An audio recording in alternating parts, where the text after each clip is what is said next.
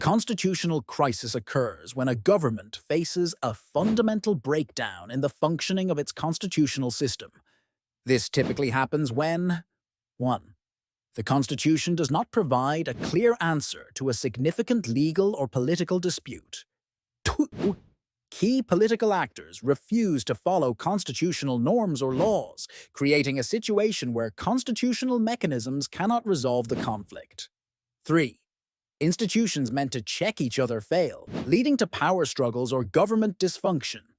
Historical examples of constitutional crises in the U.S. The Civil War, 1861 to 1865. Southern states seceded, rejecting the authority of the federal government. The Watergate Scandal, 1972 to 1974. President Nixon defied subpoenas and eventually resigned to avoid impeachment. The 2000 election, Bush vs. Gore. The Supreme Court effectively decided the election, raising concerns about judicial intervention in politics.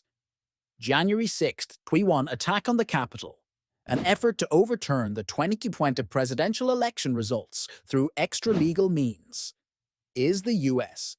currently in a constitutional crisis? Scholars and political analysts are divided. While the U.S.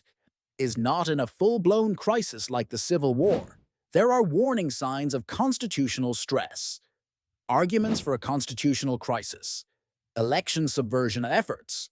Attempts to overturn election results challenge constitutional democracy. Judicial power struggles. The Supreme Court's increasingly controversial rulings and resistance to oversight have raised concerns.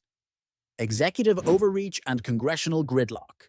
Presidents from both parties have tested the limits of executive power, while Congress struggles to function effectively. State versus federal conflicts. States defying federal laws on issues like immigration, abortion, and gun rights create tensions. Arguments against a constitutional crisis. Institutions are still functioning, elections are still occurring, and courts continue to issue rulings showing the system is working. Past precedents. The U.S. has faced and survived similar moments of constitutional strain before. No open rebellion or refusal to govern. Unlike in a full-blown crisis, government institutions are still operational. Conclusion. While the U.S. may not be in a classic constitutional crisis, it is in a period of constitutional stress. The erosion of democratic norms, increasing polarization, and institutional conflicts suggest the possibility of a crisis if these tensions continue to escalate.